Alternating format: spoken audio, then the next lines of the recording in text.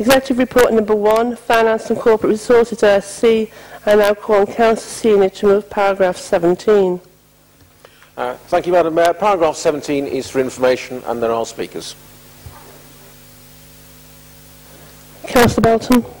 Madam Mayor, in voting against these papers, you have to understand that we're voting opposite to what we should be doing, and they're voting opposite to what we should be doing. In fact, the council officers' papers are incredibly critical of the government's bill. One of the papers is the most critical council officer paper I've ever seen. But of course, we agree with it. And therefore we're going to be voting against the papers, and they don't agree, and therefore they'll be voting for them. Now, if you can understand that, that's because this is rather like the new structure being proposed by the whips. We're essentially voting on a motion, if you like, a motion which says we think the government policies are disgusting, and of course the majority party thinks the opposite. But if that's an irony that you think strange and just meant for welfare benefits, then I suggest to you that in fact when it gets to benefits in particular, there's an irony is all over the place. For example, those of us on the left think that the dependency culture is when bankers and the 1% who avoid taxes all their lives as best they can are the ones on the dependency culture, even though they avoid them to the extent of billions and billions of pounds. Whereas the 10% who are on benefits actually cost rather less billions, and yet they call that the welfare, the dependency. We think of it the other way around. Equally, there's another irony, that they claim that we need to pay high salaries and bonuses at the top level so as to maintain international competitiveness.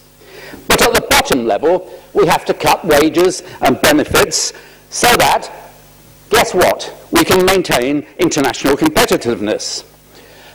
Somehow or other, we both managed to reverse this position. They want to maintain international competitiveness by cutting wages and at the bottom and increasing at the top, and yet they have the temerity to talk about us furthering the politics of greed. It really is astonishing, but it works both ways round. But for our concern tonight, it is pretty much an assumption that much of the problem on benefits is the problem of the feckless work-shy. Indeed, I was having a conversation with Tory councillors only the other day proving this was the case to me. But the strange thing is that unemployment is at a 17-year high. It's currently about 2.7 million, and just about double what it was in January 2005. So there's 1.4 million more unemployed. Surprise, surprise, that's the greater pressure on the benefits. And if that's just as a result of the 1.4 million people becoming extra work shy, then I wonder why that is. Have they suddenly just become work shy since May 2010? Not even I would be as cynical as to say that. Madam Mayor, we try to blame the work shy, and it's really important that we scotch this. They're not the jobs that there were there before.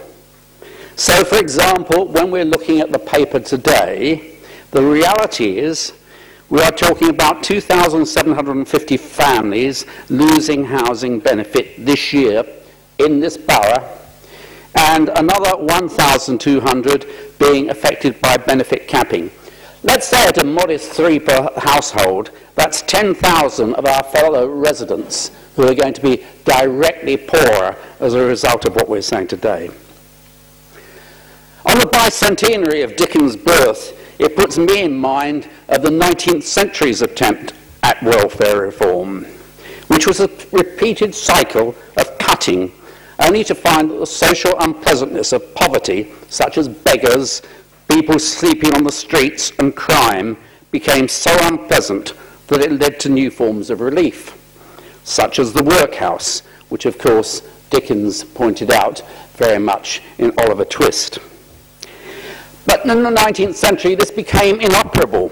This let's be tough on the poor, it became inoperable. And eventually, local board of work schemes were introduced as a kind of Keynesian get the economy moving measure before Keynes was ever heard of. But they had the right answer, and Britain became a high-skill, high-wage, by the standards of the time, the workshop of the world. What does that mean for us now? Which model do we want? Do we want the nasty one, or do we want the affluent one? Do we want the one that led to the workshop, or do we want to look after people and encourage their standards? No, as the Yanks would say, it's a no-brainer. We want the rich one, the good standards. To do that, if you really want to cut the benefits bill, then why don't some of you take on a really bold manoeuvre and go for doubling the minimum wage, cutting VAT, and getting growth back into the economy as a consequence? That's the way to bring the welfare benefit bill down, not by hitting the poorest, most vulnerable in our society.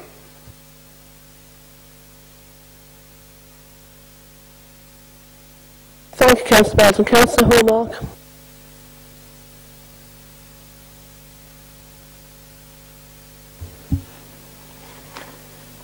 Madam Mayor, we need reform of the benefit system for one reason and one reason alone. We want to encourage people back to work. Can't be right that some people can earn more in benefits than they can actually in work. That's why the cap on benefits is the right thing to do. The cap will encourage people back to work. It will make sure they're financially better off in work, and it will stop the culture of something for nothing. In the UK as a whole, just over 20% of all households don't have anybody working in them. They're what's called workless. In Wandsworth, that figure is 30%. Within those families, 2 million children live. It's grossly unfair on those children that they should be in non-working households. We owe it to the children to encourage their parents to work. Another outstanding stat is that 2.6 million people have been looking for work and claiming benefits for 5 years continuously. Now, I don't begrudge paying towards people who are genuinely looking for work, but I very much doubt that all those 2.6 million people have been looking for work for 5 years.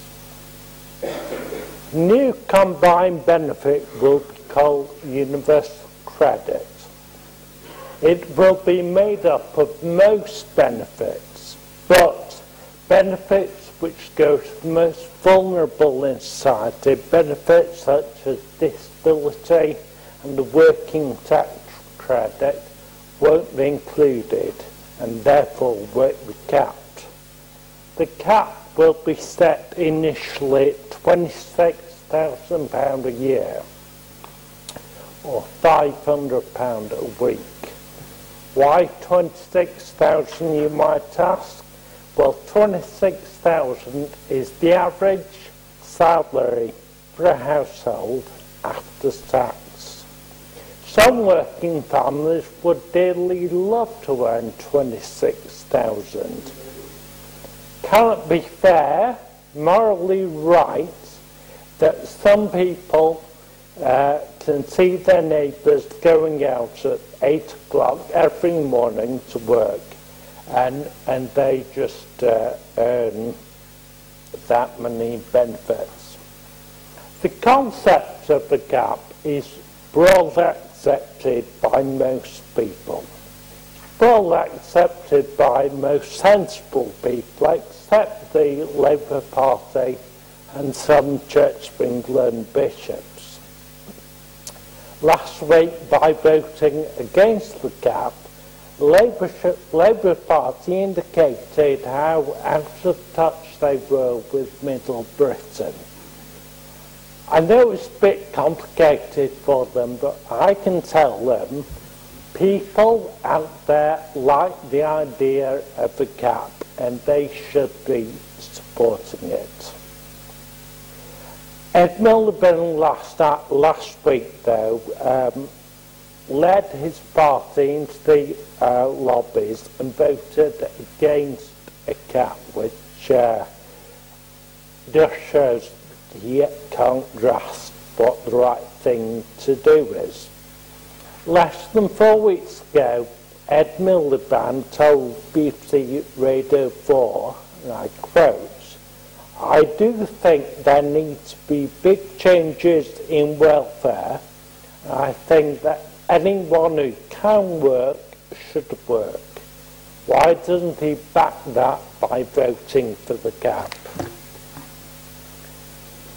When Beveridge first created welfare, he could scarcely have imagined that we'd be spending over 48 billion just over 60 years later, and that it would cost the average family £3,000 a year. I don't think the average person minds contributing towards benefits if they are targeted and genuinely go to people who can't find work. That is, after all, what a civilised society should do. What we should not do is pay benefits to people who choose not to work or who won't work. I can almost hear the opposition over there shouting that there aren't any jobs. Yes, things are tough at the moment. The labour market is tight. But things will get better. The labour market will improve. The cap doesn't come in till 2013. And people will be encouraged rather than forced to work. The Harrington report in 2010 concluded that work is good for you and supported the government's aims to get more people into work. The bill before Parliament at the moment is very comprehensive. Apart from the cap, one of the things it does is replace incapacity benefit with employment and sports allowance. I can understand disabled people's concerns of being reassessed, but they're being reassessed to see if they can do some work with support. At the moment, incapacity benefit claimants have their claims signed off by their doctor. Doctors and GPs very often feel pressurised and under an obligation to sign their form. It is right that each claim should be seen by a separate assessor, someone who has no personal connection. Madam Mayor, the welfare reform bill that is currently before Parliament is much needed. The system hasn't changed since the 1940s. The bill will promote the work ethic. It will stop the culture of something for nothing, but most importantly, it continues to protect the vulnerable in society.